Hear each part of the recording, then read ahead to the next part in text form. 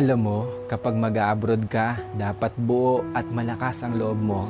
Dahil kung hindi rin lang buo at malakas ang loob mo, huwag mo nang ipagpatuloy pa. Kapag nang ibang bansa ka, dapat kaya mong lahat dahil marami kang kalaban doon sa pupuntahan mo. Nariyan ng lungkot dahil mapapalayo ka sa pamilya mo. Isa yan sa pinakamalakas na kalaban na pwedeng umatake sa'yo. Nariyan din ang takot. Takot at pagkabalisa kung maayos ba ang lugar na mapupuntahan mo. Maaari ka ring panghinaan ng loob dahil tanging sarili mo lang ang tutulong sa'yo sa oras ng pangangailangan mo. Pwede ka ding ma-depress dahil sa sobrang daming problema na darating sa'yo at lalo na hindi mo pa kasama ang pamilya mo sa tabi mo. Pagkawalan ng pag-asa na makakamit mo pa ba ang pangarap mo dahil kulang pa ang panggastos mo kaysa sa sinasahod mo.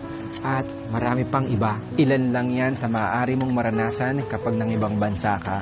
Pero dapat kapag nag-abroad ka, kaya mong magtiis at magsakripisyo para sa pangarap mo. Kaya mong indahin ang lahat ng lungkot para sa pamilya mo. Kaya mong kainin ang pride mo kahit na alam mong iba ang trabaho na madadatnan mo sa pupuntahan mo. Kaya mong magtiyaga ng matagal na panahon para sa mga minamahal mo. At kaya mo dapat makibagay lalo na't iba't ibang klase ng tao at nasyonalidad ang makakasalamuha mo. Kapag nag-abroad ka, lahat ng feelings ay mararamdaman mo. Minsan nga tutulo na lang yung luha mo nang hindi mo namamalayan. Pero isipin mo na pansamantala lang ito. Dahil sa pag-alis mo, nangangahulugan na may pangarap ka para sa sarili mo at para sa mga mahal mo sa buhay. Dalawa lang ang pwede mong kahinatnan sa ibang bansa.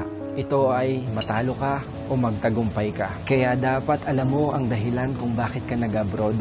Hindi yung sinubukan mo lang dahil kung may dahilan ka, mas malaki ang tsansa na magtagumpay ka. Ang salitang abroad, masarap pakinggan lalo na sa mga taong hindi pa nakakaranas nito dahil ang nasa isip nila ay kapag nasa ibang bansa ka ay mapera ka o parang tumatay ka ng pera. Hindi porkit nag-abroad ay mapera na. Pagod at hirap ang katumbas ng bawat dolyar na iyong kikitain sa ibang bansa. Kahit sobrang nakakapagod, basta ang pamilya mo ay iyong mataguyod at mabigyan mo ng buhay na maginhawa kahit kapalit ka nito ay pangungulila. Kapag nasa abroad ka na, sobrang daming pagsubok ang iyong haharapin. Kaya dapat ibayan at lakasan mo ang loob mo. At isipin mo kung sino-sino ba ang mga inspirasyon mo kung bakit ka ng ibang bansa. Piliin mo ang mga taong pakikisamahan mo. Yung mga tao na magtuturo sa'yo kung paano maging mabuting tao. At higit sa lahat, huwag mong isipin na mag-isa ka at huwag kang matakot dahil kasama mo palagi ang Diyos. Kayang-kaya mo yan. Kinaya nga ng iba eh. Ikaw pa ba?